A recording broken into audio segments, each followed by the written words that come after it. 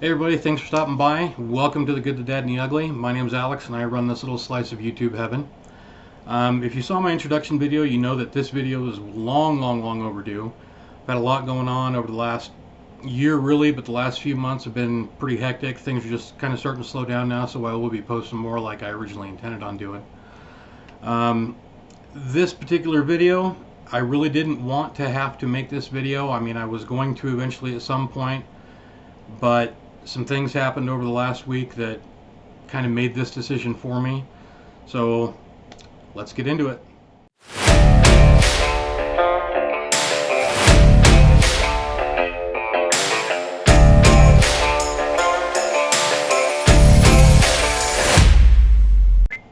Alright, so this video is about my separation, divorce from my ex-wife.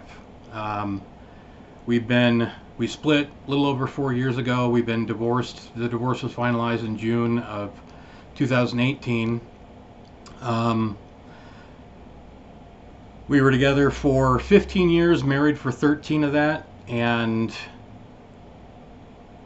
it was pretty messy. It actually still is pretty messy even 4 years later.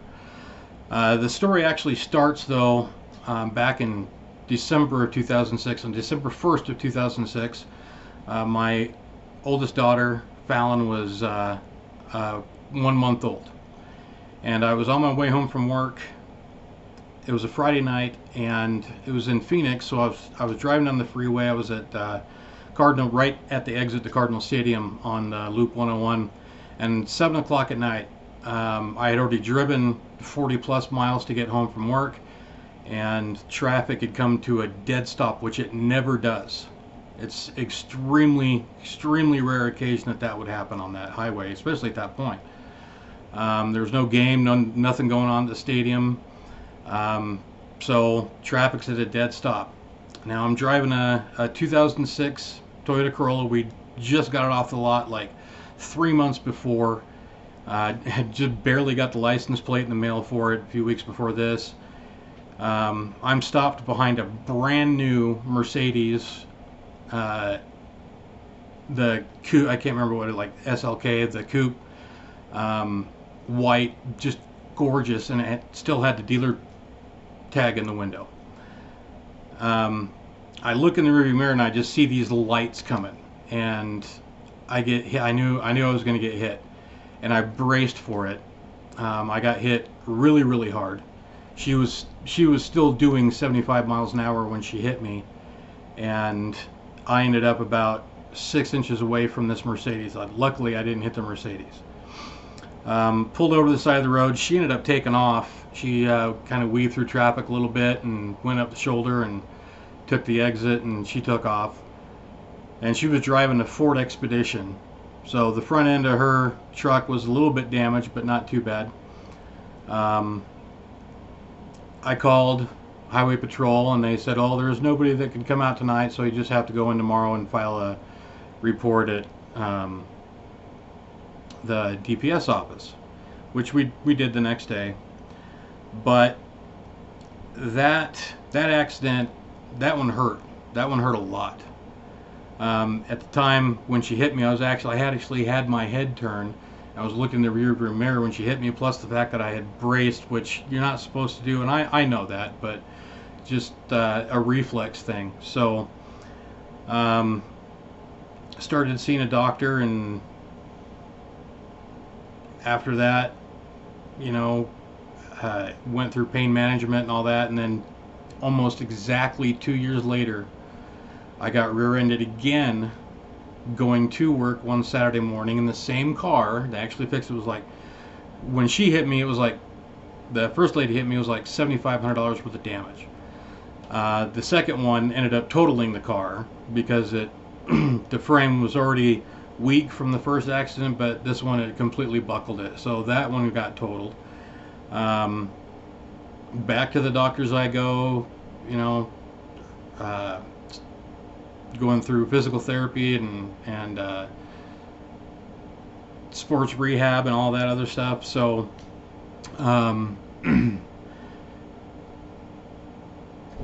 2 years almost again to the day after that, I get rear-ended on my way to work. I was a bail bondsman at the time, and I was actually stopped behind a city bus at a bus stop. This guy in a Jeep Cherokee just plowed into me, and I was driving a Cadillac at the time, and the trunk of the car came up and hit the back window, shattered the back window, and because it was a 2004, this accident happened in 2010. They totaled it out because the back seat, when he hit me, he was still going 45 miles an hour. He says, "Oh, I didn't see you. Did you see the bus? It's only the size of a small house, you know." Since then, I've been rear-ended 2 more times and T-boned once.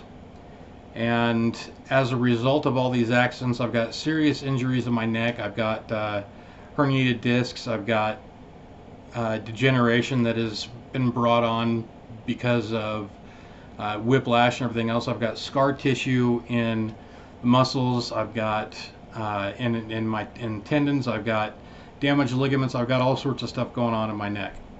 I've got hip issues. I've got shoulder issues. So I've been seeing doctors since December 1st of 2006. Now, the reason I say all these things is because it becomes relevant here in a little bit. So my ex-wife and I got married in August of 2004.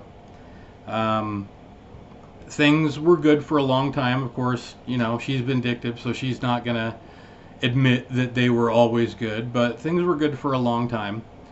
I was a bail bondsman for 6 years in Phoenix for the same company, and in 2011 I quit. There were a few reasons why I quit, but one of them was because doing bounty hunting at the time, going after, you know, our people that had skipped bond, started getting progressively more dangerous, and they were fighting back more and more, and you know, nobody wants to go to jail. So over the last couple of years I was doing it, it got more and more physical, trying to, you know, just put handcuffs on people. So it was a conscious decision that I had made with, you know, after discussing with her, that I would, you know, gradually stop doing that. And we had a friend of ours who worked for a business business technology company, I guess is the best way to put it. They, you know, repaired printers and copiers and things like that. And it was a fairly decent job. They, you know, they paid me $46,000 a year, and got a gas card, and I would have to drive all over Phoenix to go to different businesses and on service calls to fix whatever problems they had with their equipment. I was there for just about a year, and the friend of ours that hired me, we got a call one day to go to a hospital. And when I got to the hospital, the nurses in the department that I was called to go to had told me that that one technician was supposed to come in, and that they had talked to him, and he kept saying he was going to come in, and he just never showed up. So they ended up calling back and asked them to send somebody else out. And I told her, I said, you know, it's been a pretty busy week, which it had been. It'd been a pretty busy week, and since he was actually in charge of our department, he was busier than most because he was picking up the slack in other areas and for other people that had either got stuck on other jobs or whatnot. And they actually called the company to compliment me on what I had done, and how attentive I was, and how quick I got everything taken care of. And when they did that, they said that they would prefer that they send somebody that they know is going to be able to come in when they need it, because what they needed their equipment for was for charts and things like that, you know, important stuff that they had to print out.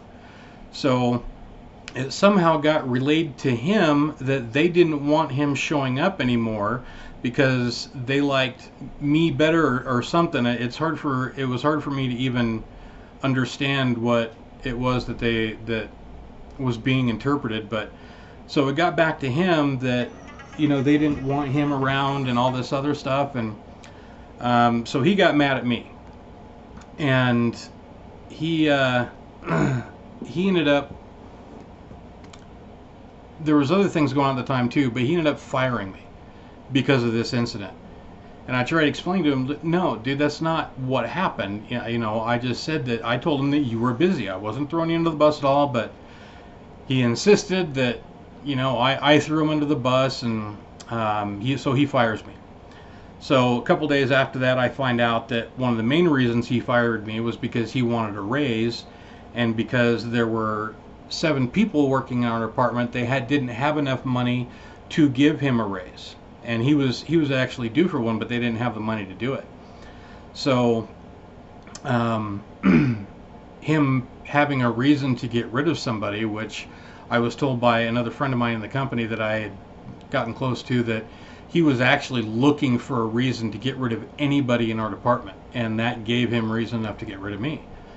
At the time, my ex-wife had, still wife at the time, but she had started working for a trucking company. I'm not going to divulge the name of the trucking company, but it was a really good opportunity, and I have a couple of really good friends of mine who work for the company, so I know what the potential is for that company and how quickly you can advance and get to a spot to where you're making really, really good money. So she'd started working for them, and there were some issues while I was working for this business systems company that our youngest daughter had just been born about 6 months before I ended up getting fired. And in the time that she was born until the time that I'd lost that job, there were several times during the day where I would try to call my wife, and because she worked nights at this trucking company doing different things, reports and validating loads and all this other stuff. But she worked nights, so she'd go into work at 6, 7, 8 o'clock at night, and she'd get home at 6, 7, 8 o'clock in the morning, and she was tired. And there was a couple times during the day where I would call and she wouldn't answer, and when I would get a break, I would go back home and she would be passed out on the couch while our youngest daughter was crying in the bedroom in her crib, and my wife wouldn't be able to tell me how long she'd been asleep on the couch after she put our youngest daughter down for a nap. So that helped to make a decision to where since that job was no longer, I would go back to bounty hunting when I could, and other than that, I would be a stay-at-home dad, because we didn't want a daycare to raise our kids. We didn't want somebody else having control of their daily activities and what they had going on. So we talked about it, and we made the decision together that I would be the stay-at-home dad. She'd keep her job with this trucking company. I would do bounty hunting when I could, and everything was good. There were, this is something that she's going to deny, but there are several friends of ours and family members that we had spoke to that we had, relayed, this is what we're going to do, and this is why. And they had asked us, are you sure that you can do this? Are you going to be able to afford everything? Oh yeah, everything's fine. We discussed this at length, and this is the decision that we made. So but like I said, that's something that she is vehemently denied in the last 4 years. So my ex-wife and I, we met in Seattle when I had moved from Phoenix to Seattle in late 2000. I was married once before. That didn't work out. That'll be another video though. We ended up moving back down to Phoenix because my dad at the time was working. He was a superintendent for a HVAC company doing HVAC installations, ductwork units, things like that. He ended up offering me a job, which was really, really good money. And the two of us had decided we weren't married yet at the time, but we'd been together for a little over a year at this point, and we decided at the time that we'd move down to Phoenix from Seattle, and she was eager to get away from her family that lives up there anyway. Reason being is she has told me several times, our friends several times, my family several times, pretty much anybody who will listen several times, that her family, she's one of 6 girls, so her oldest sisters are extremely abusive and always have been. Her parents were extremely abusive all of her life and still were at that point. So she was looking for a reason to get away from them, and I was that reason.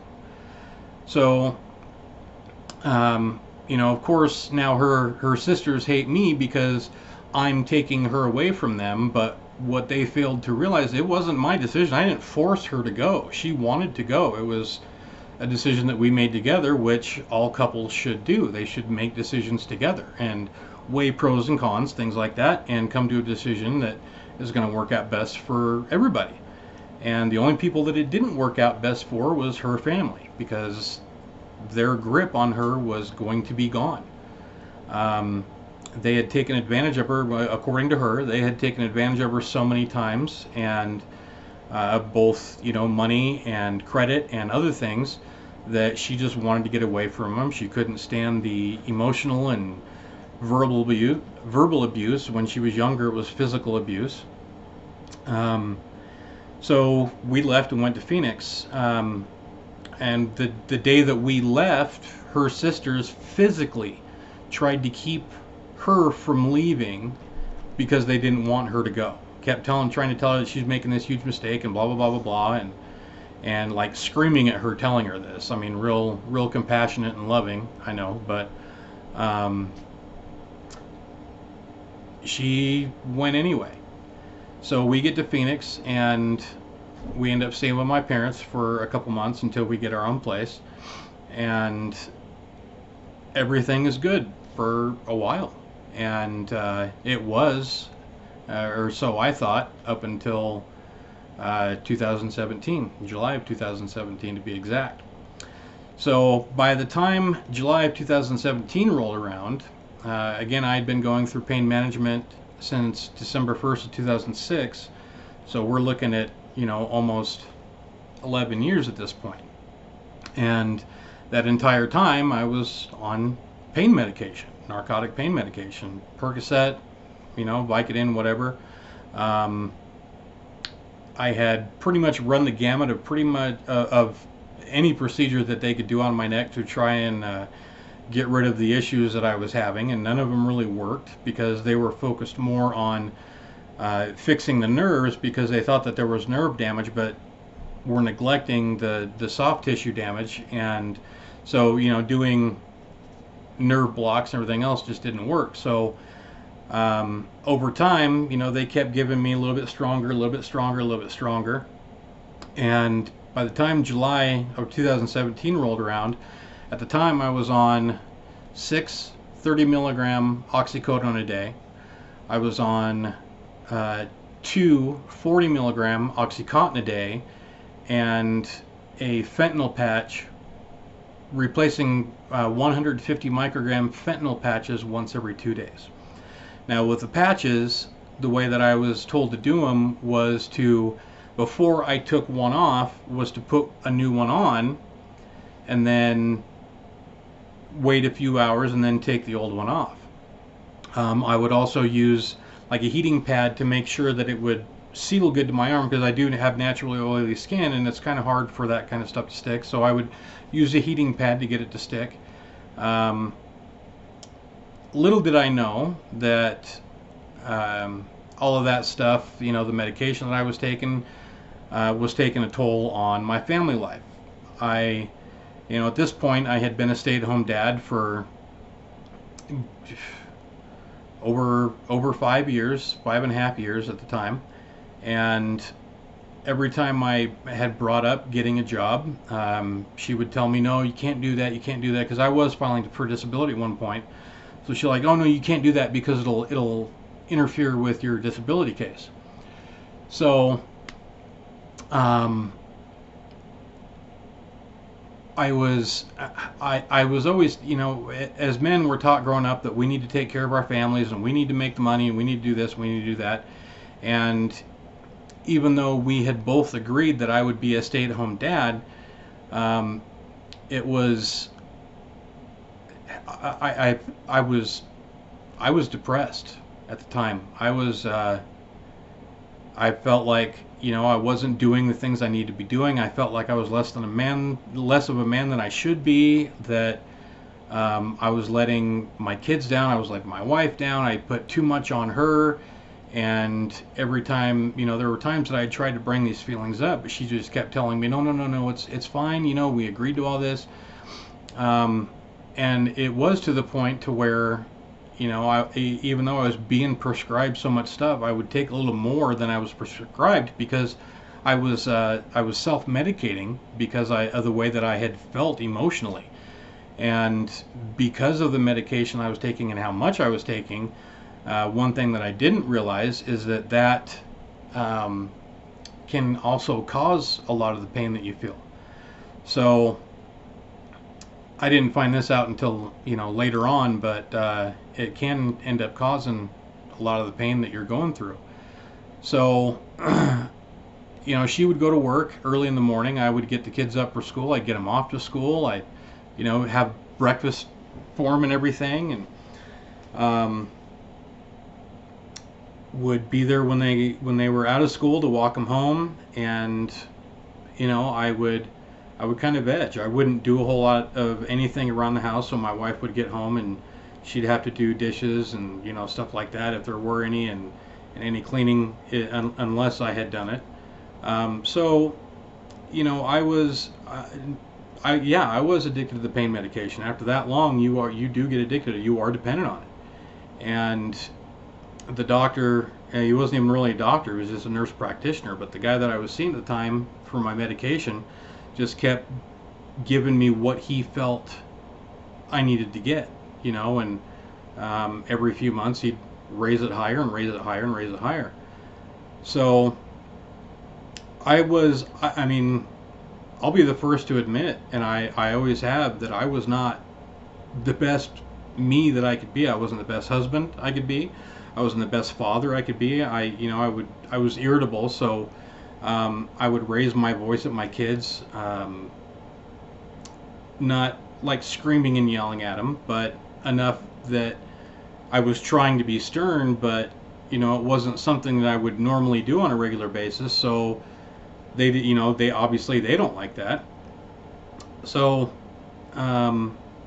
there were, and so over the course of that 15 years that we were together, we never really fought. We never really argued. We always communicated things back and forth. And, there were a couple of times where, I would get frustrated with things, and I would kind of lose my temper a little bit, but not to the point to where it was anything that anybody from the outside would be concerned with. It was just, it's just a situation that was brought on by stress and, whatever. So just, normal marriage relationship stuff. And,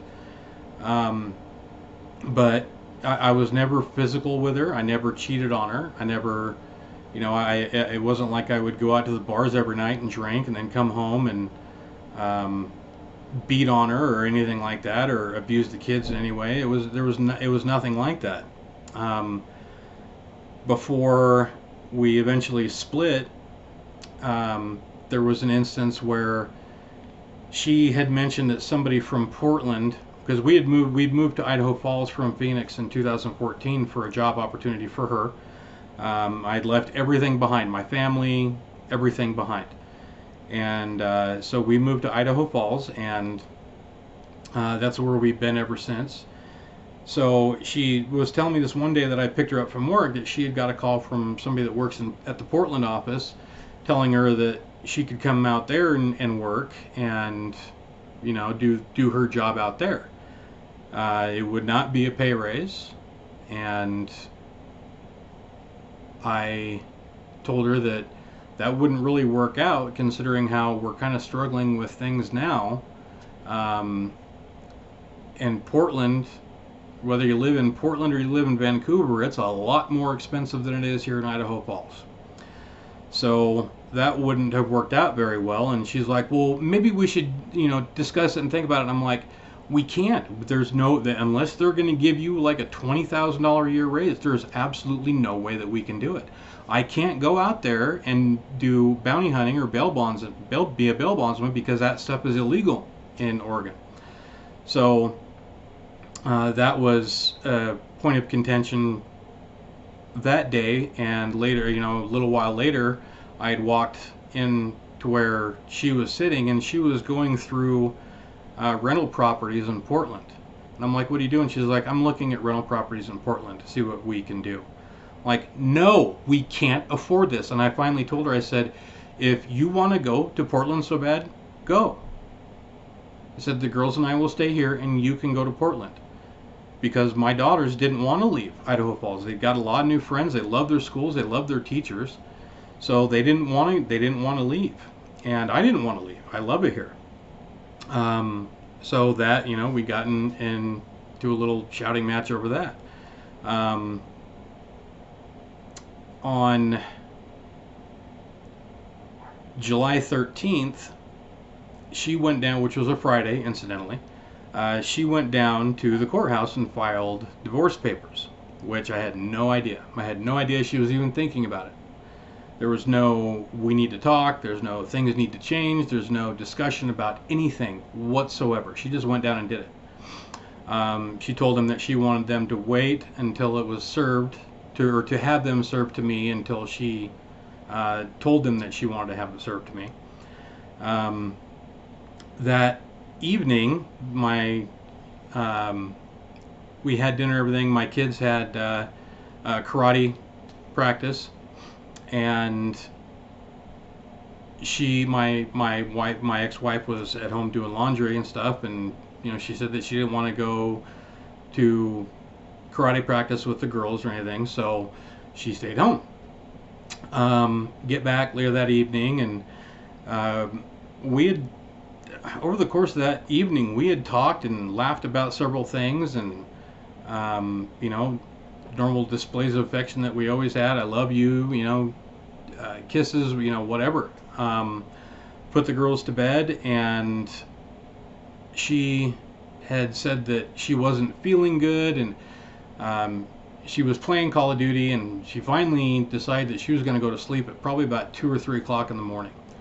That night, and over the course of a couple weeks before then, because of the way, like I said, I was feeling like I was not a very good husband. I was not a very good father. I didn't know how to fix it, what I needed to do. I was having an issue. I knew that the medication was an issue, because I knew, you know, at some point I'd come to realize, you know, how it was affecting not just me, but how I was dealing with things in the home and everything else. So I had, that night and a couple nights before that, I had actually laid awake in bed all night long. I didn't sleep at all, but I was trying to figure out how I could start a conversation with her about, I don't like, you know, where I am with this. I don't like how this is going. What do I need to do to fix it? Can we talk about it? What are your thoughts? But I couldn't do it. I don't know if part of it was shame. I mean, I'm sure that it was, because I was honestly ashamed of myself. I didn't like who I was, and I didn't want to be in that situation anymore. So that night was the same thing. I stayed up all night long. About 5 o'clock in the morning, I put a movie in, Suicide King, started watching it, and I ended up falling asleep about, I don't know, 7:30 or 8 o'clock in the morning. And while I was asleep, I didn't know, but she had packed a bunch of suitcases for her and the girls. And while I was asleep, they left. She took them and they left. And her dad and sister came, and one of her older sisters drove out from Seattle and picked them up and took them back to Seattle. I woke up about 2:30, 3 o'clock in the afternoon. They weren't home. I thought maybe they'd gone for a walk or something. And then then I realized after walking around the house that they were just gone. So I tried calling her. Of course, she doesn't answer. Tried texting her. Tried calling my daughter, but she left my daughter's phone at home. Called a couple people, and my best friend had told me that she had tried calling him earlier in that day and left him a message saying that they needed to talk, and that she was doing something, and I would be hearing from, or he would be hearing from me, and well, I don't remember what else, but so he knew something was up, he just didn't know exactly what. So none of the people that we knew here in town would answer my calls, so I knew that she was just gone. I didn't know why, but I knew she was just gone. So when I did finally talk to her and the girls, it was like 2.5 weeks later. During that time, I jumped on the internet and I found out through the court websites that she had filed for divorce, and was able to see some paperwork. If it was joint paperwork, I could see it. And so I had got this little piece of paper and read through it, and I'll go over that in a minute, but because that piece of paper is extremely important.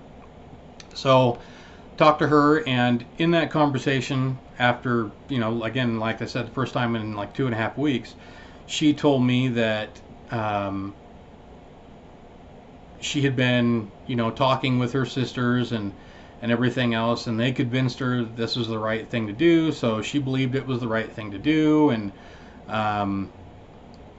that I needed to make these changes and everything else, which at the time I had already decided that I was going to make these changes, and that yes, I need to make them. So, I apologized to her, and of course I asked her to come back. I told her that I would go through counseling if she wanted, whatever she wanted to do, I would do it, but that I didn't want to go through any of this, that the family is too important, that the kids are too important, that they don't deserve this, most of all. One of the things that she told me was that one of the reasons she had made this decision was because Fallon had told her, my oldest had told her, that she didn't like it when I raised my voice. Now, keep in mind that when I raise my voice as a father, I do it because usually if I've asked you to do something 5 or 6 times, or not to do something 5 or 6 times, and pretty much every parent out there will tell me it's time to be stern and raise a few decibels. That's just the way it's been. It's the way it's history of parenting, pretty much. Kids have got to learn that when you talk to them and you ask them to do something or not to do something, that they need to respect you as a parent and do or not do whatever it is that you've asked them to do. So she had relayed to her that she didn't like it when I raised my voice, and so she told me that was what had made the decision for her to leave, and she blamed it on our oldest daughter, which comes into play in a little while too. So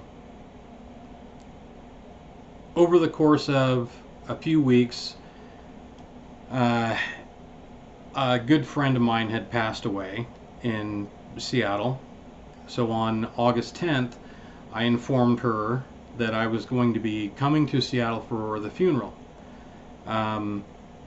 She didn't like that, and immediately had me served with the divorce papers. Now, with the divorce papers that they dropped off, there was also the packet of paper that I was telling you about that I had already seen, but it's called Preliminary Injunction and Temporary Restraining Order pursuant to divorce.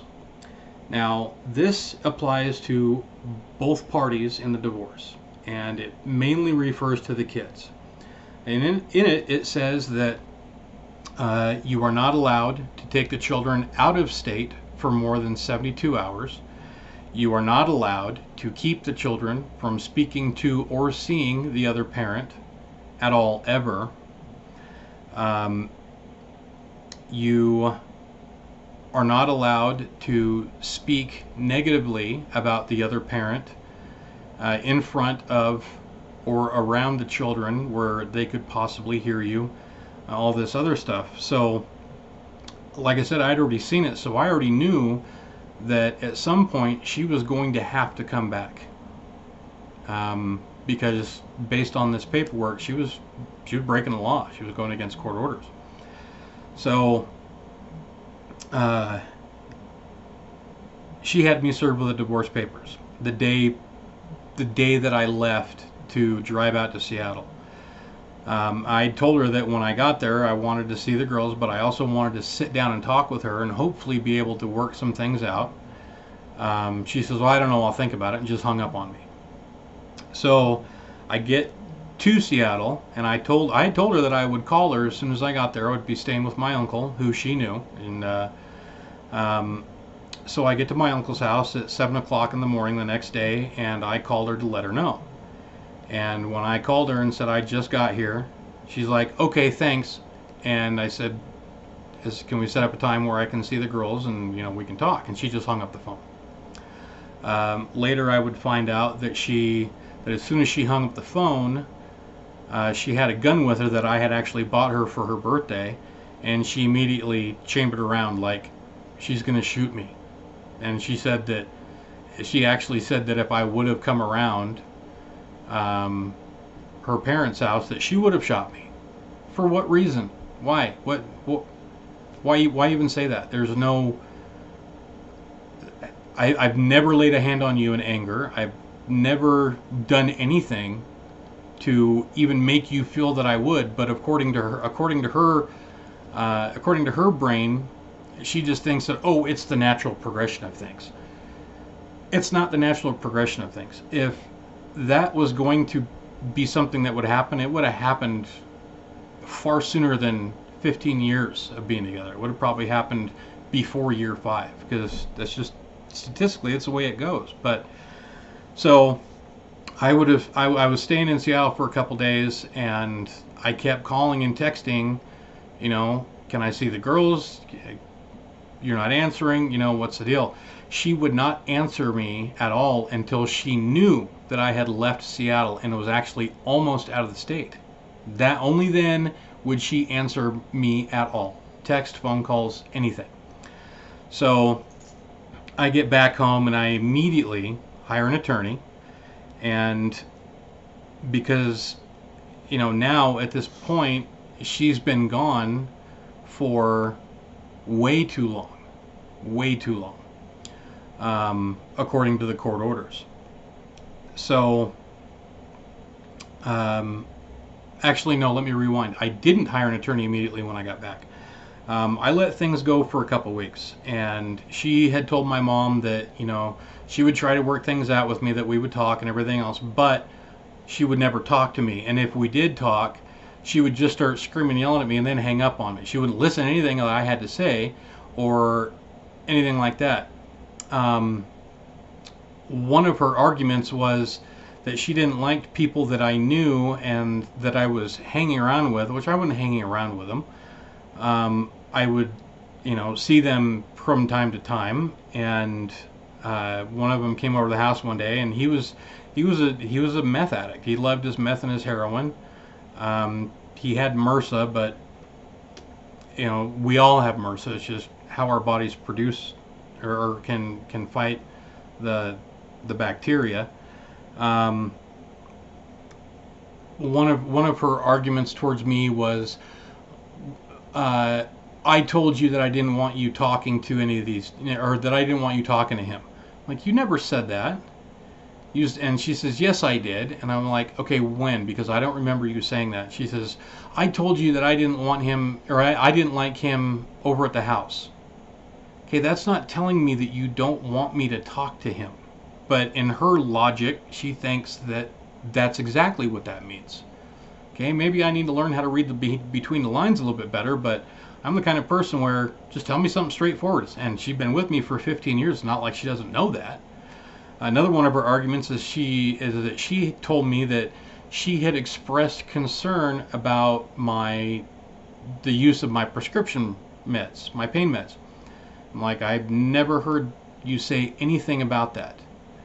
And I told her, I said, if you did, that would be a conversation that I would sit down and have with you, because I felt the same way. I just didn't know how to vocalize what I was feeling. And so I asked her, I said, okay, how did you relay that to me? And she rattled off something that is not even remotely, I don't like the way your meds are affecting you and how much you're taking and all this other stuff. It's not even remotely that way. I just don't remember what it was exactly. Something about how I put on my fentanyl patches.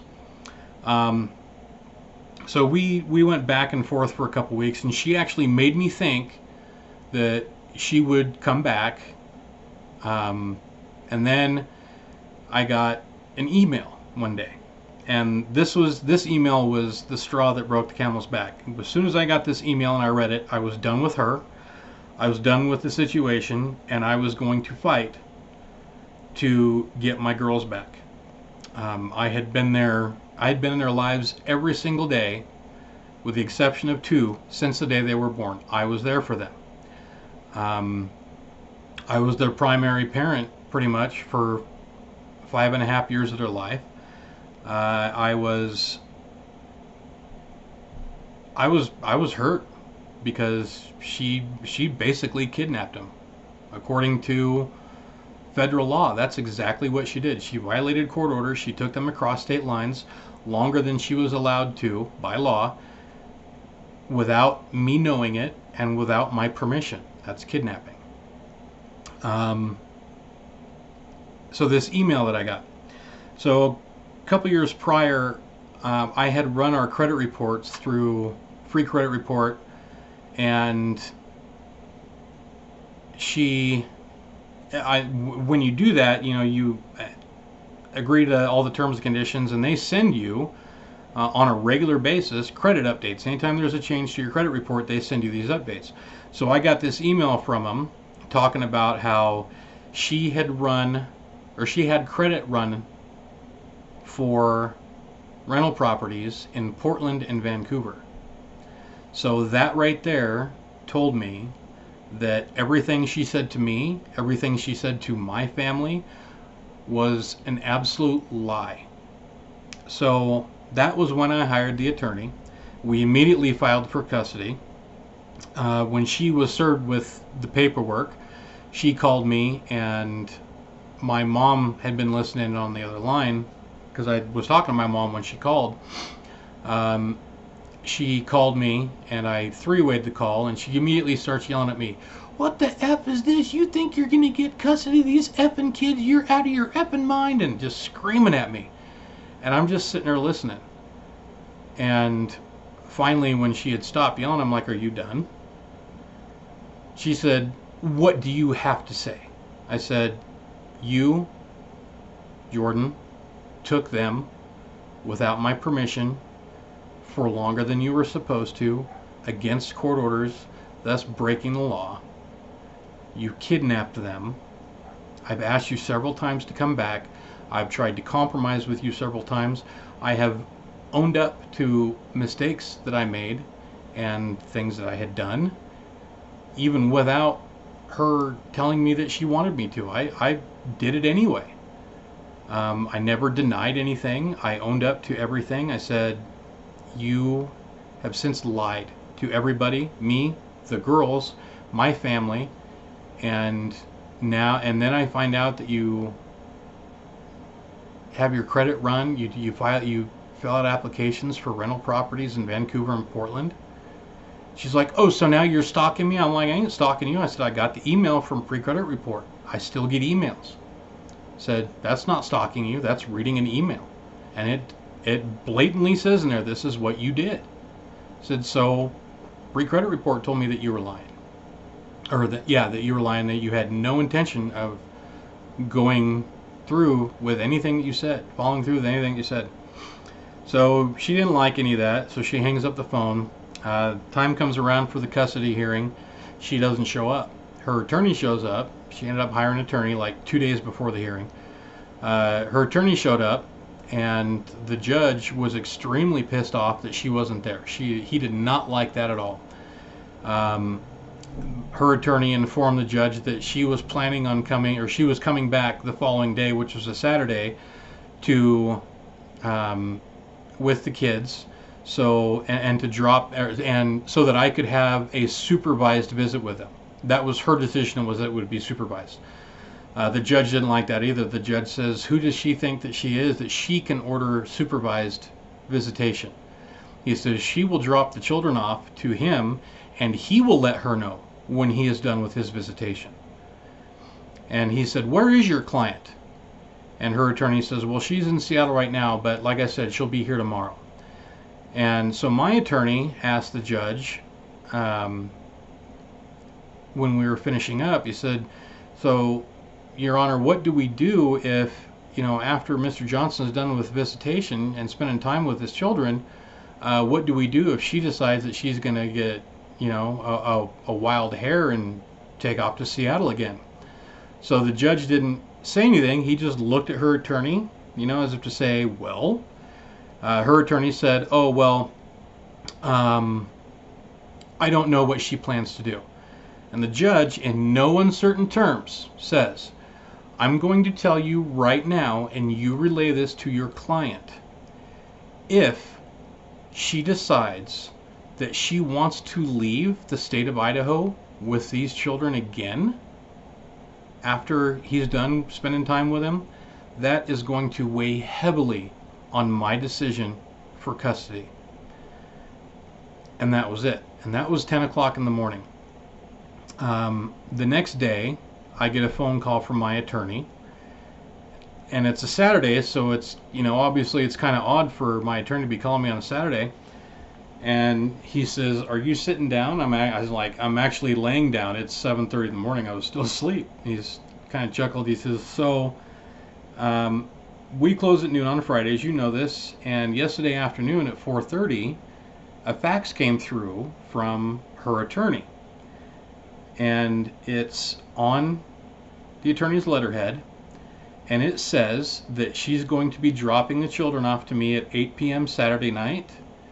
And that she expects to pick them up Sunday at noon. And remember, the judge said he will give them back to her when he's done.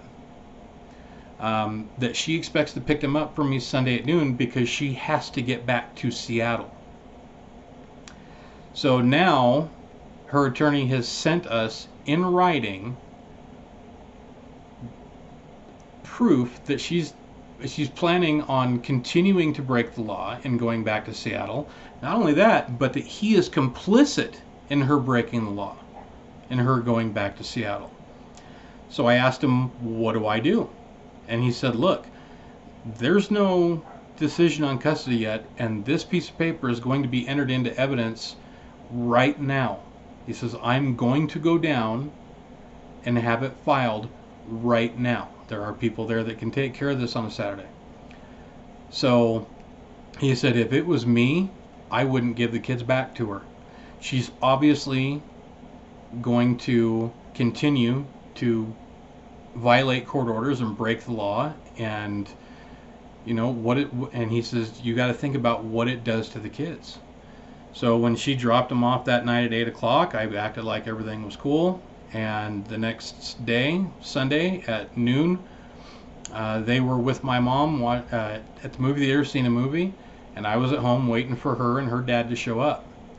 So she comes up they park in front of the house, and he walks up, her dad walks up to the door, and he says, I'm here to get the kids. I'm like, the kids aren't going anywhere. They're staying here. This is their home. And he says, oh, no, we had an agreement. I'm like, no, we didn't.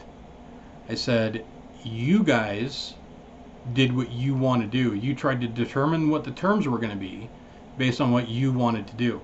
I said, I don't have to go along with those because there's no court order saying that I have to. And I handed him the temporary injunction and restraining order and showed it to him, and he had no idea.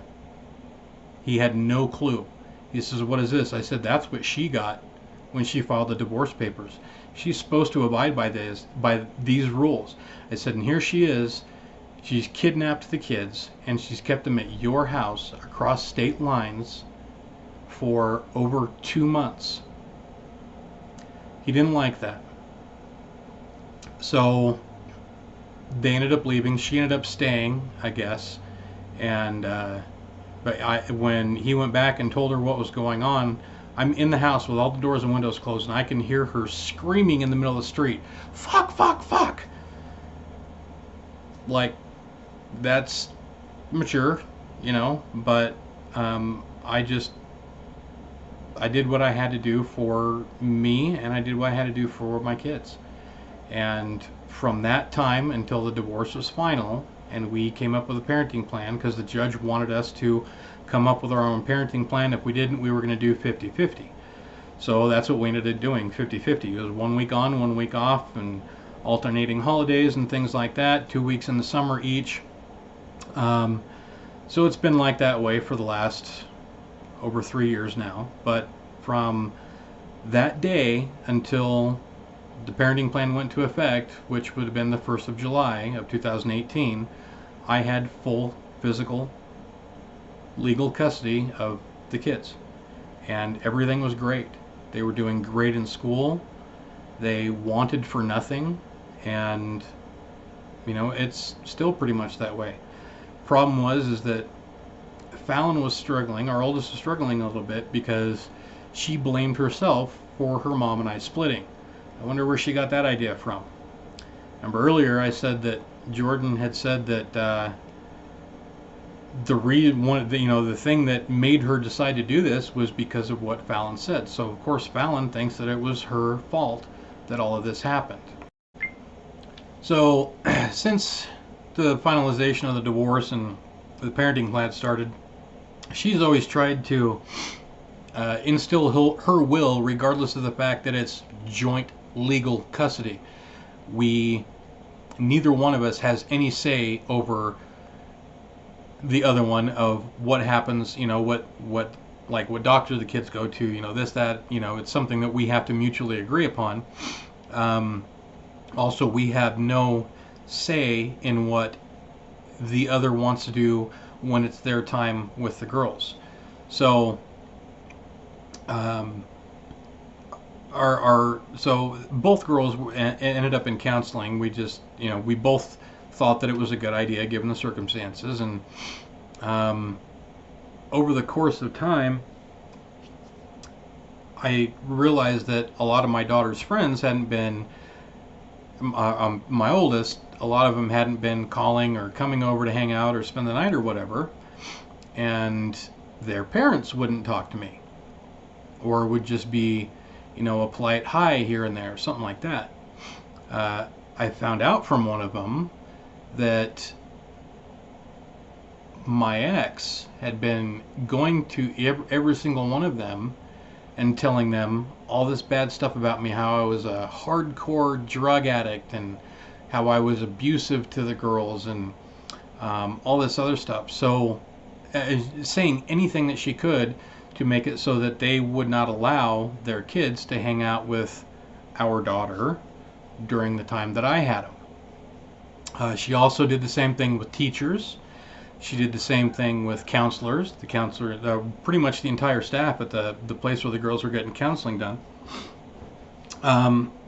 But once I found out a bit about this, it broke my heart. I mean, what are those actions doing? How are those affecting your daughter? You know, she doesn't stop to think about these things. Instead, she does these things to try and hurt me. It doesn't hurt me. It hurts her. It hurts our daughter. she's the one whose friends are, wanting less and less to spend time with her because of things that you said. So how does that hurt me? That hurts her. What hurts me is how it hurts her. It breaks my heart. It really does. It breaks my heart that their mother is so hateful and vindictive that she has to act this way. And it's not just that. I mean, she's done her share of bullshit over the last 4 years, but it gets progressively worse. We started doing co-parenting counseling. We did that for like 2 or 3 months, and it was something that I had been asking for a long time. And finally, we started doing it. It was last year. So this time last year, we were actually in the middle of co-parenting counseling, and so I'm the kind of person that I'm very calm. I'm very collected, but I do react, and I react to what other people do. So when she pulls her shit, I react to that, and I will react pretty much in kind, which I really don't like the fact that I do that, but I do that. So, during counseling sessions, she would make, snide little comments, or I would say something, and she would laugh, or, something like, something that I said wasn't sincere, or that it wasn't true, or, whatever, but she would snicker and chuckle and smirk and all this other stuff, and she just can't let me say what I need to say and get a point across I need to get across without, putting in her 2 cents, or acting basically like a little child, that because she doesn't like what's being said. And in that regard, she's very much like her sisters. Now, remember I said earlier that her sisters didn't like me because pretty much I took her away from them. Well, over the course of our marriage, they did everything they could to break it up, and simply because they didn't like me, because I took her away from them. And over the course of our marriage, she kept continuing to complain about how abusive her family was, and everything else. And then one thing that struck me that I brought up in counseling one day, based on something that she said, I told her, I said, it's kind of, it wasn't just to her, but it was to the counselor. I said, what I find funny is that instead of communicating how you're feeling with your husband, who you've been with for 15 years, who you've taken a vow to love and to cherish in good times and bad, in sickness and in health, better or worse, you refused to communicate with him, yet you go and communicate with these people who you have said many, many, many times to many, many, many people over many years of how horrible they have always been to you. Always talking about how even their kids don't want to have anything to do with them. How none of their relationships ever work out, and with the exception of the younger sisters, and none of the older sisters ever had any relationships that worked out. One of them had abandoned 3 children, or abandoned 2, and was trying to abandon the 3rd one, but nobody would let her do it.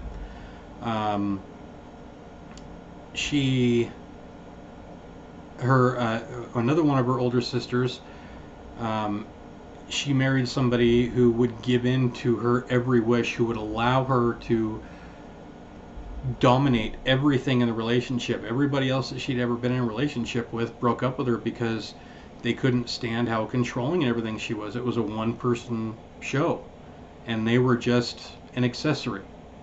That was how 2 people that she was dating at one point explained it to me. They were just an accessory. And I'm not doing this to try and badmouth anybody, but I'm just trying to, so you have an idea of what, she's running to people that none of their relationships have ever been healthy, let alone long lasting to the point to where they can give any kind of advice on what to do in our situation. But that's what she chose to do, and it's beyond me. I didn't understand then. I don't understand it now. So I brought that up in counseling, and she looked at me really funny, and I looked at her. I said, "What? It's the truth." And she really couldn't say anything about it because she knew it was the truth.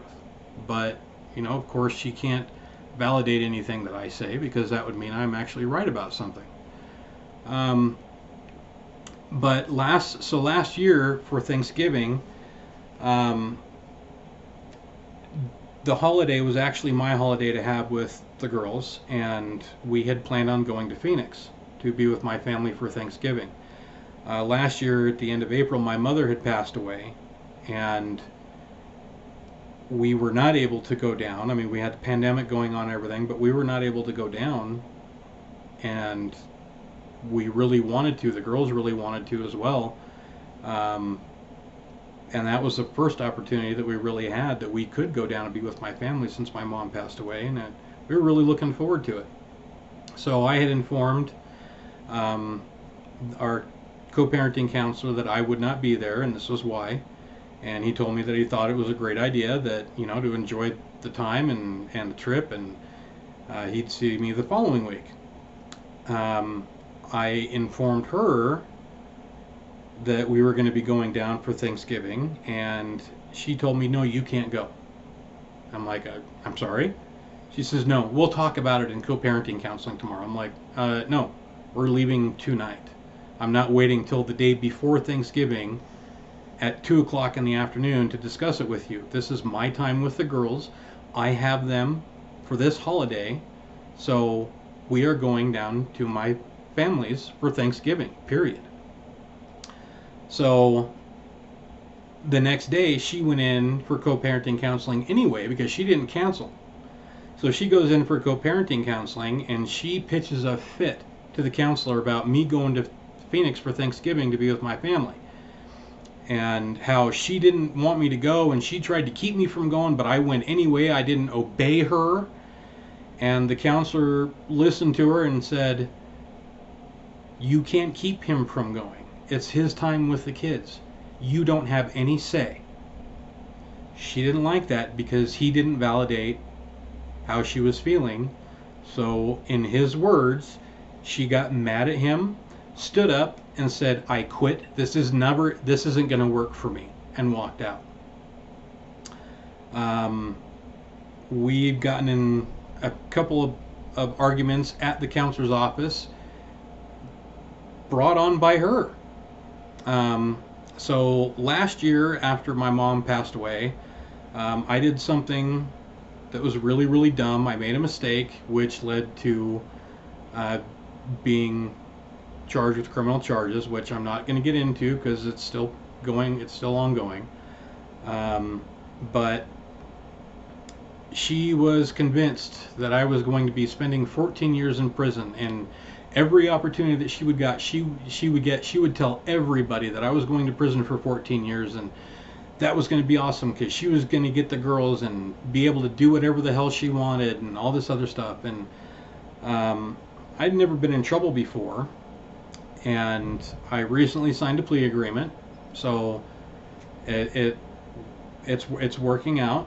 And one of the arguments that we got in, she told our youngest daughter's counselor right in front of our youngest daughter that we needed to at some point talk about things because, quote unquote, he's going to prison for 14 years. My youngest daughter heard that, and I looked at her and I said, "Really?" And she goes, "What? It's true?" I'm like, "Number one, it's not true. We still got a long way to go yet." I said, "Number two, in front of everybody, why don't you put out a TV commercial or something?" And I flipped her off and I walked out, and we got into an argument about that. And yeah, I called her the C word because I was pissed, because that comment right there stressed my daughter out so much. And every comment she's ever made about it to my daughters have stressed them out to no end. Again, not thinking about nor caring about how the shit that she does and says affects those two little girls. She doesn't care. She just wants to hurt me. So recently I got papers. She's suing me for custody. And in this paperwork, she cited 3 reasons. Number 1 was that I do not have a valid driver's license and cannot provide adequate transportation for the kids. That was bullshit. I don't have any idea where she got that from. My license was expired, but I got it renewed. It was just expired. That's it. Not suspended, not anything, just expired. So I got it renewed. No big deal. But so that statement was bullshit. The second reason was because I'm facing multiple felony and misdemeanor charges, and I can't remember the wording exactly, and I don't have the paper here, but and am most likely going to be spending several years in prison, which that's bullshit because she's not got any say over anything. And again, like I said, I signed a plea agreement. Number 3 was that, am in danger of being evicted and cannot provide adequate housing for the children. Not in danger of being evicted by any means, so I don't know where she got that from. I mean, ludicrous things. So, just yet one more thing to irritate the girls, or not irritate them, but stress the girls out. And yes, they know about it, but has never mentioned it to them. Not once. She makes all these decisions about them and things that affect them, but I don't know, and maybe it's just me, but don't you think that it would be wise to maybe have a conversation with your children before you make drastic and stupid decisions that are going to affect them? The girls love both of us. They hate the shit that she does to me and the things that she pulls, and they know about just about all of it. And it just, again, it's one of those things that she's trying to hurt me, but she can't hurt me anymore. But she's hurting them by the things that she does, because if they don't like it, and it saddens them, it stresses them out, it depresses them, and that breaks my heart. And what breaks my heart the most is that their mother does not have any regard for their feelings, obviously, because she keeps doing this shit. So in my last court hearing, the judge requested, or he ordered, a pre-sentence investigation. And of course, my ex-wife being my ex-wife, and it was Zoom court, so of course she's going to be in there listening in because she's got to insert herself into everything. And I mean, I started this case with her trying to do everything she could to get me to stay in jail or thrown in jail. My best friend actually bonded me out. I was arrested on a warrant for failure to appear in this case, but I was never given the summons. Even the judge said, yeah, you never got the summons, but he kept a bond on me, so my best friend bonded me out.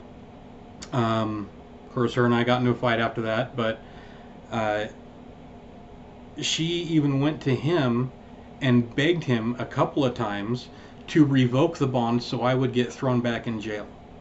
And he told her, he's like, no, why would I do that? He's not done anything that is going to ever make me think that I'm going to have to fork out all this money for this bond. He's taking care of the things that he needs to take care of. I'm not worried about it. So no, I'm not going to revoke the bond because you want me to. But think about it. Number one, what does that accomplish? And number two, what is it going to do to the girls? These two beautiful girls who love being with their dad, who love spending time and talking and doing all these things with their dad. Why would you do that? And it's funny. And during the divorce trial, she kept saying, "I don't want to take him away from him. I don't want to take him away from him because they love him." But now she's actively over the last 4 years tried to take them away from me for various reasons. Obviously, none of them work because things are still the way they always have been. One thing that she's really pissed off about, and I know this, is that she has to pay me child support. She hates that. But hey, guess you shouldn't have kidnapped him. Anyway, I digress. Um, so so the judge orders a pre-sentence investigation, and I talk to the pre-sentence investigator, and answer all his questions, and um, do everything that I need to do. And I get a call last Tuesday from my attorney saying that they got the pre-sentence report back, and that I needed to come in and take a look at it. So I went in and looked at it, and there was a few things like they one of the things that they do is they go over your criminal record, which I don't have one really, but there were things on there that weren't me, that are actually another person with my name, but other different statistics that refer to them, but not me. So those obviously I made marks on those, and because what's in your background report, what's there. So anything that wasn't me, I pointed out that they weren't, and then I'm reading through this report. So this investigator, he speaks to my sister, and she says exactly what she needed to say, which was obviously decent things about me. I'm not a bad person. I made a stupid decision, which I wish I could go back and change, but I can't. So, like I told my kids, when they asked me why I signed this plea agreement, I told them that I did make a mistake, and I'm going to own up to that mistake. And as you guys get older, and you're going to make mistakes too, and it's important that you own up to them. And I always have, whether something I did in school when I was a kid, something I did growing up, something I did at a job, something I did during my marriage. I've always owned up to the things that I've done, and I will do what I need to do to make amends. And that's, I told them, I said, you guys are going to have to do the exact same thing. So use this as an example. Always make amends for the mistakes that you've made. Always fess up to it. Always do the right thing. And that was a very emotional conversation, and we were all pretty much all three kind of crying a little bit and in tears, and I'm very proud of them. They always try to do the right thing and always want to know how they can do the right thing. So that's just the way they are. They take after me a lot in that respect. So I'm going through this report, and I'm reading what my sister said, and then the next person that's listed on there is my ex-wife. And she's talking about how I'm a hardcore drug addict, how I'm dangerous and volatile, how I'm abusive to the kids. I'm abusive to my kids, verbally, emotionally, and physically. Now, being my ex-wife, I would expect her to be vindictive like she has been for the last 4 years for no apparent reason, and hateful like she has been for the last 4 years for no apparent reason that she can't even articulate still to this day. But she denies it. That I probably did actually steal, things, and just rambling on and on about what a horrible person I am. And then he speaks to her sisters, who, keep in mind, have hated me since pretty much just after we got together. And they only started hating me when I quit working at a bar and they quit getting free drinks. So that tells you a lot about them. They pretty much echo everything that she said. And they added their own little 2 cents of bullshit. It's all bullshit. I mean, if I was so abusive to my kids, would I still have custody? 50-50 custody with my ex-wife? Would I still, would they still look forward to coming to be with me on my time? Would they still, just for no reason give me hugs, tell me that they love me, and randomly start up conversations that we end up either laughing at or sharing a good cry over?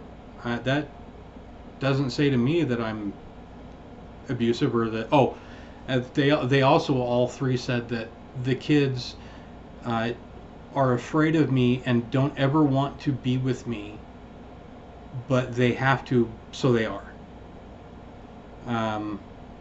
That, come on, really? Our oldest is old enough that if that was really the case, she would have made that decision a long time ago.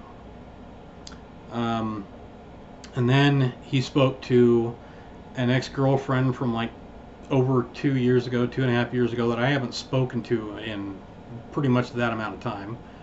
And I'm sure that her and my ex-wife talked, because she kind of echoed the same thing. So it's just kind of funny that all four of these people said almost exactly the same thing. Spoke to, other people, but, bottom line is that my ex-wife and her sisters stooped so low as to say these things about me that are not true, that there's no evidence for. It's not like the cops come over here on a regular basis because my kids are screaming and crying. Because I'm verbally and physically just knocking them down, and CPS is always at my door because I'm such a horrible father.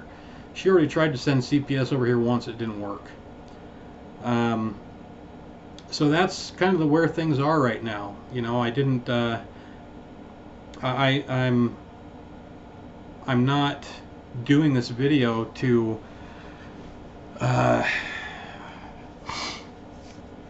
make anybody look bad. I'm making this video because I need to get this out there, and like I said, I knew eventually that I was going to have to do this, and I know that I'm going to get a lot of hate for it. Keep an eye on the comments. You're going to see all the hate pour in from her and her sisters, and all their fake accounts, because they like to make fake accounts just so that they can comment, because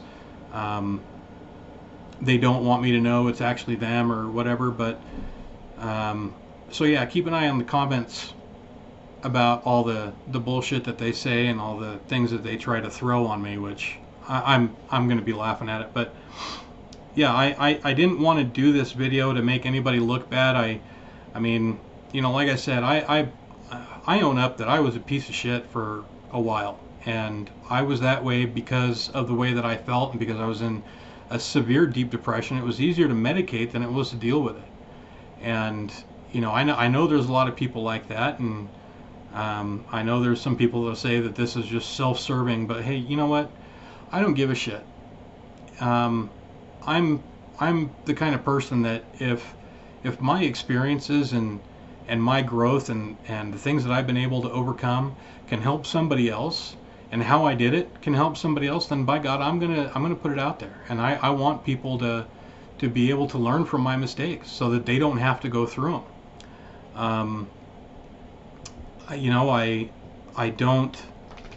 I honestly don't wish my ex-wife or her family any ill will at all. I'm pissed off that, they played a part in breaking up my family, but you know what? It is what it is. And I'm better because of it. I've put a lot of things behind me. Yes, I'm still under a doctor's care. Yes, I still get medication every month, but it's very, very little. And I'm not, I made the decision that I'm not going to allow anybody to tell me what I need to be taking or doing, or how I need to be taking it or doing. And, I feel great, and I'm not really concerned about what anybody thinks about it. Like I said, I've got a lot of issues going on back here, and right now that's pretty much the only treatment I can get. So Uh, yeah, I know I'm going to get hate for this, but in this kind of situation, we've got to be able to say the things that we need to say and get our feelings out there, get our stories out there so that people understand where we're coming from. And you know, you don't want to agree with it because you think that she was right, or you know, whatever. Hey, you know what, that's your opinion and you're entitled to it. I'm just telling you what happened. um, Her and her sisters like to twist things and make things a certain way, but you know, it's kind of hard to do that when I have always voluntarily owned up to the mistakes that I've made. And honestly, I can truly say that I've always honestly tried to make amends for them. Instead of like her, for example, who lied repeatedly during the divorce proceeding, despite how many or how much evidence there was pointing to the contrary of what she said. Um, yeah. So anyway, thanks for stopping by. Thanks for checking out the video. I appreciate it. I'm like I said, I'm going to start posting more regularly, but more regularly like I originally intended on doing. You know, a couple times a week. I got a bunch of topics put together and what I wanted to talk about and what I wanted to say, and there's even a couple of videos that I actually started, but like I said, with everything going on, I got preoccupied, and then you start thinking about getting it done, and like something else comes up and it just takes all the wind out of your sails. But yeah, thank you for stopping by and checking out the video. Please subscribe and like this video, hit the notification bell so that you do know when I post some videos, and share, spread the word. I really appreciate you guys. This channel is meant to be a therapeutic thing for me, and it really is. Being able to talk about things in a forum like this is a great thing to do, because I mean, not only am I reaching, you know, my friends and my family, but other people who may stumble across this that may need to hear something I had to say, or maybe they're going through something similar, and my experience can help them. And if that's great, if I can help even one person, or just ring a bell with one person, that's all I could ever ask for. So yes, please subscribe, share, like, and I will see you guys on the next one. Have a good one.